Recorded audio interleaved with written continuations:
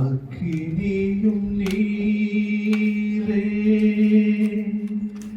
பெருங்காற்றும் நீரே, பெருமழையை போலவே ஆவியை ஊற்றும் வாரும் தூயராவியே, பிரசன்னத்தை வாஞ்சிக்கின்றோம். வல்லமையால் என்னை நிறைத்து நீர் ஆளுகை செய்யும். வாரும் தூய ஆவியே. தூய ஆவியானவரே, நீர் வாரும் அப்பா. என் வாயின் வார்த்தைகளும் எங்கள் அனைவரும் இருதயத்தின் தியானமும் நீர் வந்து ஆளுகை செய்வாய் வேண்டுகிறோம். இயேசுவின் பிதாவே, ஆமென். கர்த்தர் நல்லவர். ஆமென். தேவ வார்த்தையை மீண்டுமாய் கூட நம்ம சபையின் மத்தியில் பகிர்ந்து கொள்ள வாய்ப்பளித்த தேவாதி தேவனுக்கு ஸ்தோத்திரம் உண்டாவதாக. வாய்ப்பினை தந்த பாஸ்டர்களுக்கும் சபை மக்களுக்கும் தேவன் நாமத்தினாலே ஸ்தோத்திரங்களை செலுத்துகிறேன்.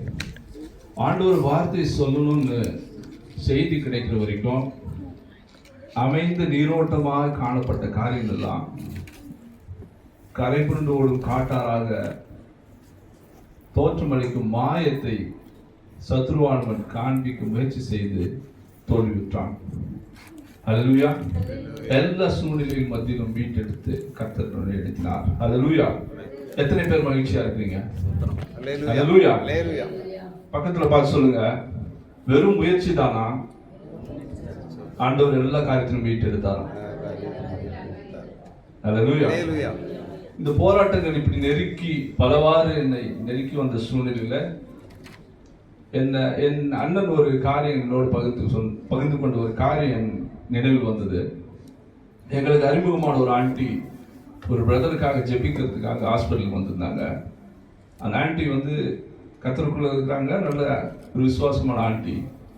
அவங்க ஜெபிக்க ஆரம்பிச்சப்போ அந்த பிரதருக்காக வந்து, ஆண்டவரே, இந்த காலத்தில் சத்ருவானவன் சைக்கிளில் வரான், ஸ்கூட்டரில் வரான், பஸ்ஸில் வரான், காரில் வரான், லாரியில் வரான் அப்படின்னு இருக்கிற எல்லா வாகனத்தையும் எடுத்துகிட்டு வந்துருந்தாங்க.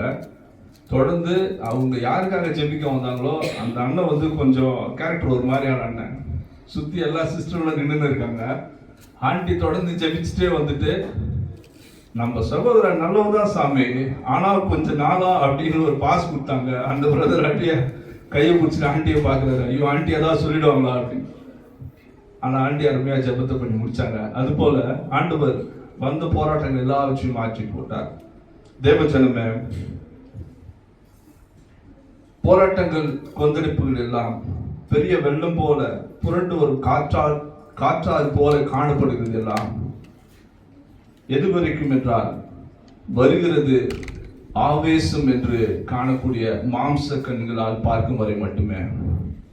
தேவஜனமே, அது ஆவியானவர் என்று கண்டு கொள்ளும் போது போராட்டங்களை குறித்த பயம் நீங்கிவிடும்.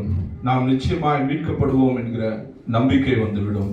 அதுவே ஆவியான தேவன் நமக்கு பெரிய வெள்ளமாக தோன்றும் போராட்டங்கள் மீதும் நமக்கு பிரச்சனையாக தோன்றும் காரியங்கள் மீதும் நடந்து வந்து நாம் படகில் ஏறும்போது எல்லா காரியத்திலும் நாம் நிச்சயமாய் மீட்கப்படுவோம் என்ற நம்பிக்கை நமக்கு வந்துவிடும். ஹல்லேலூயா. ஹல்லேலூயா. வாசிக்கலாம். யாத்ராகமம் புஸ்தகம் 15ஆம் அதிகாரம் 13ஆம் வசனம். Exodus chapter 15 verses 13.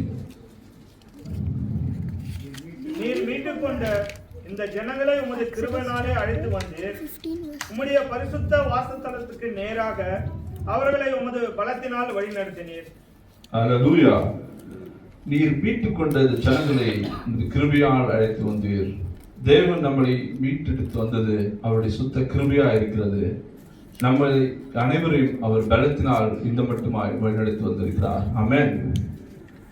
ஆண்டவர் மீட்கணும் அப்படின்னு முடிவு பண்ணிட்டாருன்னா ஒருத்தரை மீட்புக்காக அப்படின்னு தெரிந்தெடுத்தாருன்னா அந்த காரியங்கள் காண்போரை பிரமிக்க பண்ணதாகவும் கேள்விப்படுவோரின் இதயம் கரைந்து போகிற விதத்திலுமா இருக்கும். இந்த பூனை புலியாவது அப்படின்னு சொல்லுவாங்கல்ல நம்ம ஊர்லலாம், பூனை புலியாவது கதை, அந்த மாதிரி இந்த கதைகளை சொல்ல கேட்டிருக்கிறோம். வேதத்தில் ஒரு சில காரியங்கள் அப்படி ஆண்டவர் நம்மளுக்காக காண்பித்திருக்கிறார். நாம் எல்லோரும் அறிந்த ஒரு சம்பவம், வேதத்தில் அநேக முறை நாம் வாசித்து கடந்து சென்ற ஒரு காரியம் உங்கள் சிந்தனைக்கும் தியானத்திற்கும் கொண்டு வர விரும்புகிறேன். அவர் ஒரு யுத்த வீரன் அல்ல, அவர் போர் பயிற்சி பெற்றதுக்கான எந்த ஆதாரமும் இல்லை. அவர் வீட்டில் இருக்கிற எல்லாரும் பெரிய யுத்த வீரர்கள் எல்லாம் இல்லை. சொல்ல போனா வேத வசனமே சொல்லுகிறது, அவர் முதல் முறையாக தன் வீட்டில் இருந்த எல்லாருக்கும் ஆயுதம் தரிப்பித்தார் என்று. இன்னும் சொல்ல வேண்டும் என்று சொன்னால், அவர் வெற்றி பெற்று திரும்பி வரும்போது போர் செய்து போராட்டி மீட்கக்கூடிய ராஜா அவருக்கு எதிராக வந்து அவருக்கு நன்றி செலுத்துகிறார். ஒரு ராஜா போய் முன்னாடி நின்று போராட வேண்டியவர் ஒளிந்திருந்து விட்டு இவர் போய் போராடி ஜெயிச்சுட்டு வரும்போது எதுக்கு வந்து அவருக்காக நன்றி சொல்ல. நம்ம இந்த காலத்துல சொல்லும் போது எல்லாரும் கிண்டலா சொல்ற மாதிரி கூச்சமா இல்லை அப்படின்னு கேட்போம். ஏன்னா ஒரு ராஜா அவர் தான் முதல்ல போயிருக்கணும், சண்டை போட்டிருக்கணும். ஆனா தேவனுடைய மனிதன் சென்று அங்கு வென்று வந்திருக்கிறார். ஹல்லேலூயா. வாசிக்கலாம் ஆதியாகமம் புஸ்தகம் 14ஆம் அதிகாரம் 14 மற்றும் 16 வசனங்கள். Genesis chapter 14 verses 14 and 16.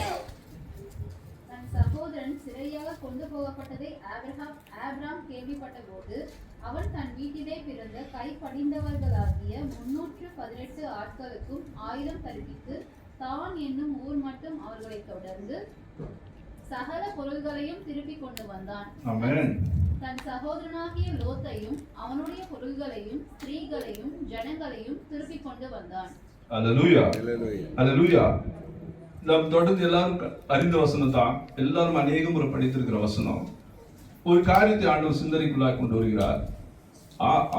Abraham என்றவர் நமக்கு வந்து அநேக இடத்துல ஒரு விசுவாசத்தின் தகப்பனாக காண்பிக்கப்பட்டவர்.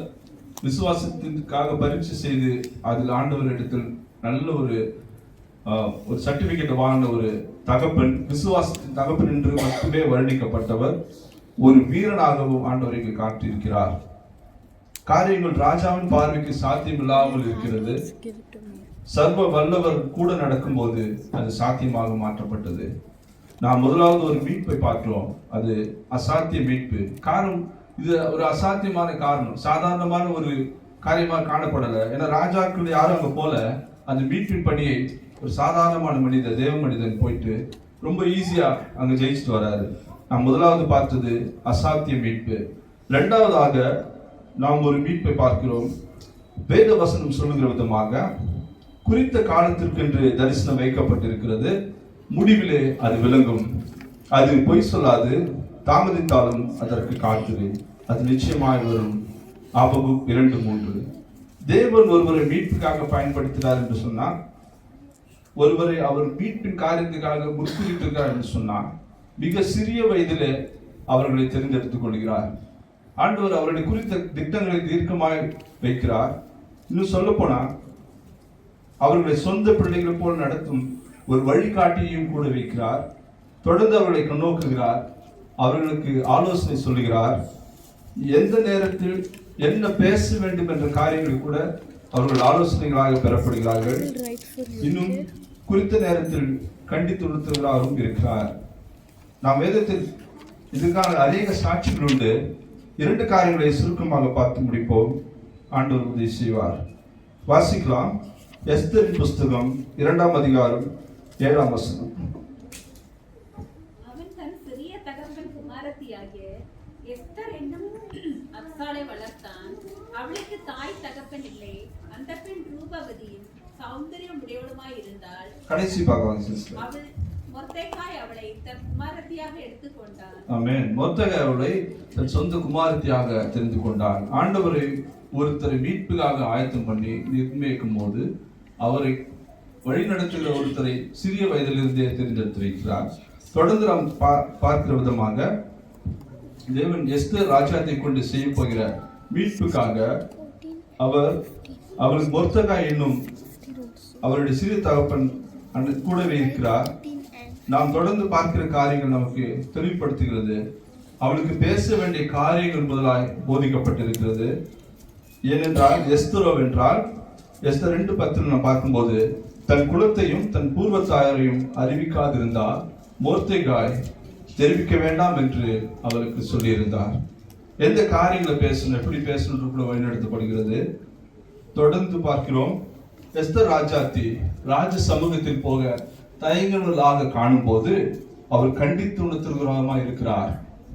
எஸ்தர் 4:14 நாம் பார்க்கிற விதமாக, நீ இந்த காலத்தில் மௌனமா இருந்தால் ரட்சிப்பும் மீட்புமானது வேறொரு இடத்திலிருந்து யூதருக்கு எழும்பும் என்றும், யாருக்கு தெரியும் இந்த காலத்திற்கு உதவியா இருக்கும்படி இந்த ராஜ மேன்மகனுக்கு கிடைத்திருக்கலாமே என்று எச்சரிக்கிறவராக இருக்கிறார். யூதமாக தேவன் அவர்களை கொண்டு பெரிய மீட்பை யூதர்களுக்கு கட்டளையிட்டார். நாம் தொடர்ந்து எல்லாருக்கும் அறிந்த வண்ணமாக அதே போல எஸ்தர் 8:16 பார்க்கிறோம். இவ்விதமா யூதருக்கு வெளிச்சமும் மகிழ்ச்சியும் மீட்பும் கழிப்பும் உண்டாயிற்று. ஆமென்.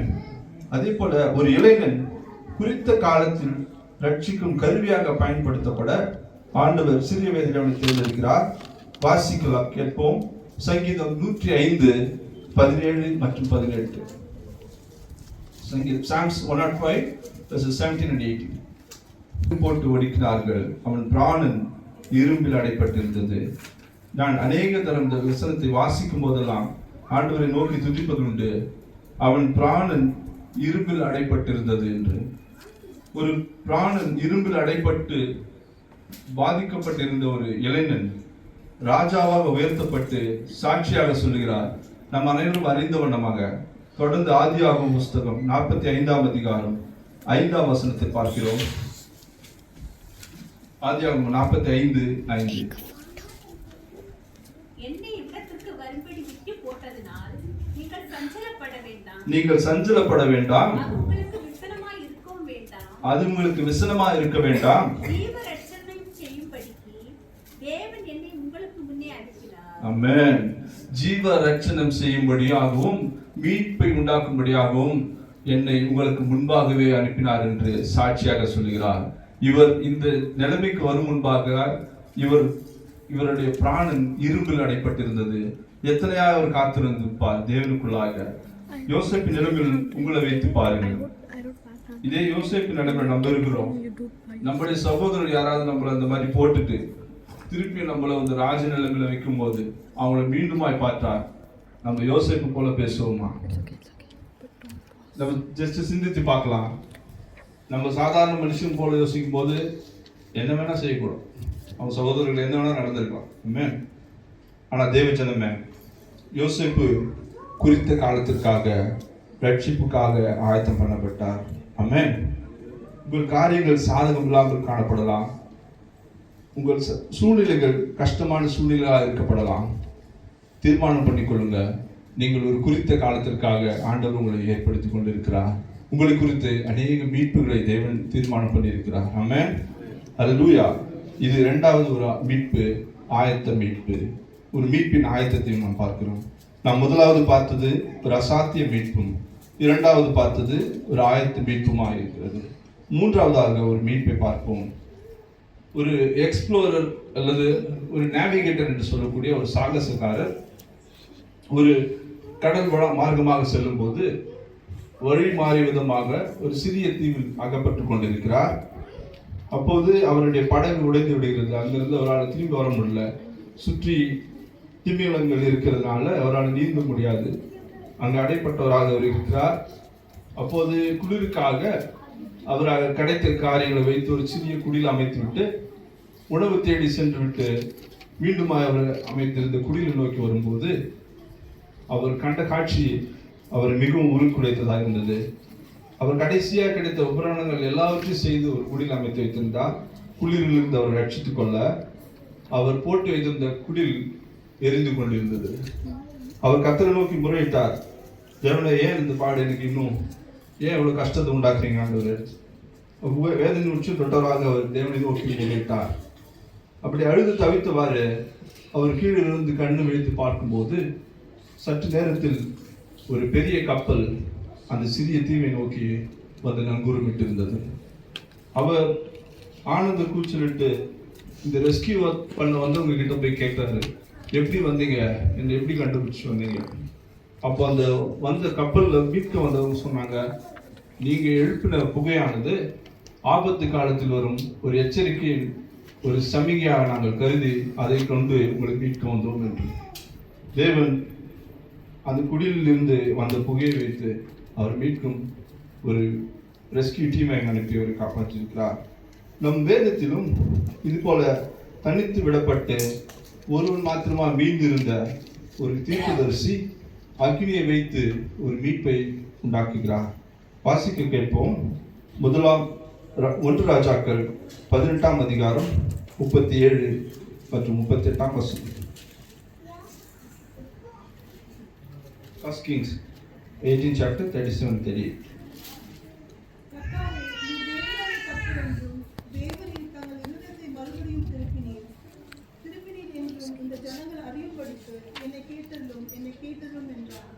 அப்பொழுது பட்டணத்திலிருந்து அக்கினி இறங்கி அந்த சர்வாங்க தகன பலியையும் விறகுகளையும் கற்களையும் மண்ணையும் பட்சித்தது. ஆமென். ஹalleluya. தண்ணீரையும் நக்கி போட்டது. ஹalleluya. First, thank you. தேவன் அக்கினியை கொண்டு பெரிய மீட்பை கட்டளையிட்டார். நாம் வேதத்தில் காண்கிற விதமாக எலியா தீர்க்கதரிசி அநேக அற்புதங்களை தொடர்ந்து செய்தார். இது ஒரு அற்புத மீட்பு. நாம் முதலாவது பார்த்தது ஒரு அசாத்திய மீட்பு, இரண்டாவது பார்த்தது ஒரு ஆயத்த மீட்பும், மூன்றாவதாக பார்த்தது ஒரு அற்புத மீட்புமாக இருக்கிறது. தொடர்ந்து நாம் நான்காவது ஒரு காரியத்தை பார்ப்போம். இது ஒரு உண்மை சம்பவம் என்று கூறப்படுகிறது. தன் வகுப்பு முடிந்துவிட்டு தன் வீட்டுக்கு திரும்பி சென்று கொண்டிருந்த ஒரு இளம் பள்ளி மாணவி நேரமாகிவிட்ட காரணத்தினாலும் சுற்று வழியாக செல்லும் போது இன்னும் இருட்டிவிடும் என்ற காரணத்தினாலும் அவர் வீட்டில் அருகே செல்லக்கூடிய ஒரு குறுகலான சந்தையை தேர்ந்தெடுக்கிறார். அது ஒரு ஆபத்தான வழியாக இருந்தாலும் சீக்கிரமாக வீட்டுக்கு போயிடலாம், இன்னும் இருட்டிட்டா இன்னும் கஷ்டம் அப்படின்னு சொல்லி அந்த வழியை அவர் தேர்ந்தெடுக்கிறார். அப்படி அவள் இந்த பாதையை கடக்க முயற்சித்து அவர் வருகிற வழியில் சற்று தூரத்தில் கொஞ்சம் முரட்டாட்டம் உள்ள, காண்பதற்கு ஒரு பயப்படத்தக்க ஒரு மனிதன் அங்கு இருப்பதை கண்டு தேவனை நோக்கி ஒரு சிறிய ஜெபம் செய்கிறார். அப்போது தேவனே, என்னோடு இருந்து இந்த பாதையை கடக்க எனக்கு கிருபை செய், ஆமென் என்று ஒரு சிறிய ஜெபம் செய்துவிட்டு தேவ பலம் வந்தவளாக தைரியத்துடன் பாதையை கடந்து வீட்டு சேர்கிறார். மறுநாள் காலை அவள் செய்தியில் கண்ட காரியம் அவள் இதயத்தை உடைத்ததாக இருந்தது. இவள் யாரை கண்டு அந்த வழியாக கடந்து வந்தாலோ அந்த மனிதன் தொடர்ந்து அவளுக்கு பின்பாக வந்த ஒரு பெண்ணை சீர்குலைத்து கொலை செய்து விட்டான் என்ற செய்திக்காக அவன் கைது செய்யப்பட்டிருக்கிறான். தொடர்ந்து அவனை விசாரிக்கும் போது அவனிடத்தில் கேட்கிறார்கள், இதற்கு முன்பாக ஒரு பெண் போனாங்க, அவங்களுக்கு எதுவும் பண்ணலையே ஏன் அப்படின்னு கேட்கும்போது அந்த மனிதன் சொல்லியிருக்காரு, அந்த பெண் தனியா போல, ஹல்லேலூயா, அவரோடு கூட பிரகாசமாக கம்பீரமாக ஒருவர் நடந்து சென்றார் என்று. ஹல்லேலூயா, ஹல்லேலூயா. தேவ பிள்ளைய நம்ம விசுவாசத்தோடு ஏறெடுக்கும் ஒரு சிறிய ஜபத்தை கூட ஆண்டவர் கேட்கிறவராகும். அதன் மூலம் பரலோகத்திலிருந்து பெரிய ரட்சணத்தை கண்டவர் செய்கிறவராக இருக்கிறார். ஆமென். ஹல்லேலூயா. வாசிக்கலாம். யோபுவின் புஸ்தகம் 33ஆம் அதிகாரம் 24வது வசனம். Job 33 verses 24. Job 33 verse 24. அவர் அவனுக்கு இறங்கி அவன் படுகொலையில் இறங்காதபடிக்கு நீர் அவனை ரட்சியும், மீட்கும் பொருளை நான் கண்டுபிடித்தேன் என்பார். ஆமென். ஹல்லேலூயா. தொடர்ந்து 23வது வசனத்தை நம்ம பார்க்கும்போது, 1000 ஒருவராகிய சமாசி பண்ணுகிற தூதனானவர் மனுஷனுக்கு தம்முடைய நிதானத்தை அறிவிக்கும்படிக்கு அவனுக்கு அனுசரியா இருந்தாராகில் அவர் அவனுக்கு இறங்கி அவன் படுகுழியில் இறங்காதபடிக்கு நீர் அவனை ரட்சியும், மீட்கும் பொருளாக ரட்சணத்தை கண்டேன் என்பார் என்று. ஆமென். தேவ ஜனமே, தேவனாடைய கர்த்தர் நமக்குள்ள வசிக்கிறார் என்று சொன்னால் தேவ தூதருக்கு மட்டுமல்ல, சத்ருவும் நம்மை கண்டு நடுங்குவான். நம்ம தேவனுடைய பிள்ளைகள் என்று சத்ருவுக்கும் அறிந்து கொள்வான். நம்ம தொடுவது மட்டுமல்ல, நெருங்கும் எண்ணம் கூட சத்துருக்கு வராதபடி தேவன் நம்மை காப்பார். அல்லேலூயா, அல்லேலூயா. நாம் நாலாவதாக பார்த்தது ஒரு ரட்சணிய மீட்பு. நாம் முதலாவது பார்த்தோம் அசாத்திய மீட்பு, இரண்டாவது ஒரு மீட்பை பார்த்தோம், அது ஆயத்த மீட்பு. மூன்றாவதாக ஒரு மீட்பை பார்த்தோம், அது அற்புத மீட்பு. நான்காவது நாம் மீட்பை பார்த்தது ரட்சணிய மீட்பு. கடைசியாக நாம் ஒரு மீட்பை பார்த்து முடிக்க ஆவியானவர் நம்மளுக்கு கிருபை செய்வார். ஒரு ஓய்வு நாள் ஆராதனை காலையில் ஒரு போதகர் ஒரு காலி குருவி கூண்டை கொண்டு வந்து பலிப்பீடத்தின் மீது வைத்துவிட்டு தன் செய்தியை தொடங்குகிறார். இந்த குருவி கூண்டின் விலை என்ன தெரியுமா என்று கேட்டவராக, நான் கடை வீதியில் வந்து கொண்டிருக்கும் போது ஒரு சிறு பையன் இந்த குருவி கூண்டில் 2 பறவைகளை வைத்து கொண்டு வந்து கொண்டிருந்தான். அந்த பறவைகள் காணும்போது அத்தனை அழகில்லாத ஒரு அவலட்சணமான பறவைகளாக இருந்தது. அப்போது நான் இந்த பறவைகளை என்ன செய்ய போகிறார், எதற்காக கொண்டு போகிறான், நான் இதை வேடிக்கை காட்ட கொண்டு போகிறேன், இது பறவைகளை வைத்து நான் விளையாடுவேன், இந்த பறவைகளை இறகுகளை பீத்து எடுப்பேன், மெல்ல இதன் ரெக்கைகளை உடைப்பேன், மெதுவாக இது கால்களை வெடித்து இது தவிப்பதை நான் பார்த்து ரசித்து கடைசியாக என் வீட்டில் இருக்கும் என் பூனைகளுக்கு இதை இரையாக போட்டு விடுவேன் என்று. உள்ளும் 11 அந்த போதகர் கேட்கிறார், இதன் விலை என்ன என்று. அப்போது அந்த சிறு பையன் எதிர்பார்க்க முடியாத அளவுக்கு மிகுந்த அதிக விலையை சொல்லுகிறான்.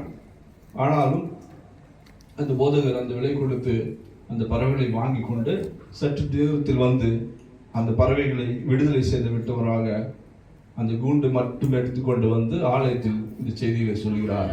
இதே போலதான் தேவனாகிய கர்த்தர் நம் எல்லோரையும் பிசாசான சத்ருவான் கையில் வைத்து அவன் நம்மளை எந்த நிலையிலும் கொடுமைப்படுத்த போகிறான் என்று பிதாவானவரிடம் சொல்லும்போது அவர் அதை கேட்ட விலையானது.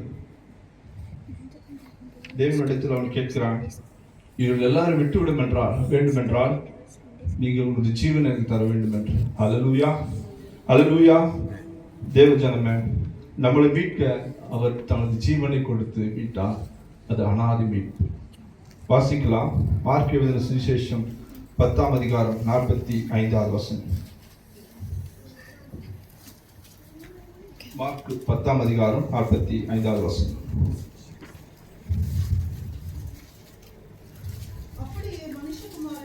அப்படியே மனுஷகுமாரனும் ஊழியம் கொள்ளும்படி வராமல் ஊழியம் செய்யவும் அநேகரை மீட்கவும். ஆமென்.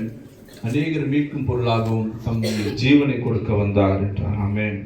தேவஜனமே, நாம் ஆதியாகமத்தில் பார்த்த வண்ணமாக ஆபிரகாம் தன் மகனை பலி கொடுக்க போகும்போது ஆதியாகமம் 22:13ஆம் வசனத்தில் பார்க்கிற விதமாக அவன் தன் கண்களை ஏறெடுத்து பார்த்து, இதோ பின்னாக புதரிலே தன் கொம்புகள் சிக்கி கொண்டிருந்த ஒரு ஆட்டுக்கடாவை கண்டு என்று சொல்லி ஆபிரகாம் அந்த கடாவை பிடித்து பலி செலுத்துகிறான்.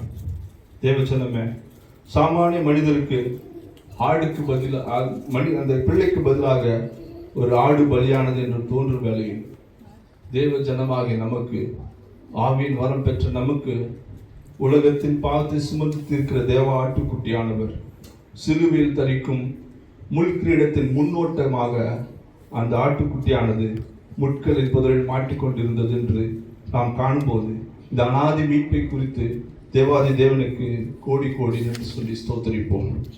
ஹல்லேலூயா, ஹல்லேலூயா. எழும்பி நிற்போம். மாறிக்கு தட்டில் படுத்தாலும் வார்த்தை தெய்வம் நம்மை பின்தொடர்வார். நாம் கடலின் அலை நோக்கி குதித்தாலும், நாம் கடலின் அலை நோக்கி குதித்தாலும் மீனை கொண்டு மீட்பார், என் ஜீவனை மீனை கொண்டு மீட்பார். ஆவியே, ஆவியே, ஆவியே, அசைவாடும் அனலாகும் எங்கள் அக்கினி ஜுவாலையே.